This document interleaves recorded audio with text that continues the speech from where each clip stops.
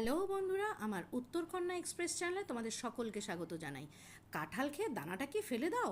দূর বোকামি, দেখে নাও। মা ভালো করে ব্যাটার তৈরি করলো চালের গুঁড়ো, ময়দা আর নুন হলুদ মিষ্টি দিয়ে। কাঁঠালের দানাটাকে নুন দিয়ে সেদ্ধ করে নিয়ে তাতে পোস্ত, সর্ষে, কাঁচা লঙ্কা, নুন হলুদ মিষ্টি, কাঁচা তেল দিয়ে মেখে নিল। এই যে পাতাটা রয়েছে তার মধ্যে ওই কাঁঠালের দানাটা খুব ভালো করে মেখে লাড্ডু লাড্ডু করে মা দেখো আস্তে আস্তে বসিয়ে দিচ্ছে। আর ভালো করে চারপাশ থেকে মুড়ে দিতে হবে যাতে কিনা তেলে পড়লে খুলে বা ফেটে না যায়। তারপরে ওই যে ব্যাটারটা তৈরি করেছে ব্যাটারের মধ্যে দেখো ভালো করে মা ডুবিয়ে নিল। তারপর 4 থেকে 5 টেবিল স্পুন তেলে ভালো করে ডিপ ফ্রাই করে নিল। কালো হয়ে যাওয়া মানেই কিন্তু তেতো হয়ে যাওয়া নয়, ভালো করে সেদ্ধ হয়ে যাওয়া। ভাত পাতলা ডালের সাথে খেতে পারো বা সন্ধেবেলাতে চায়ের সাথে খেতে পারো। তোমরা ট্রাই করে আমাকে জানিও। বাই বাই বন্ধুরা।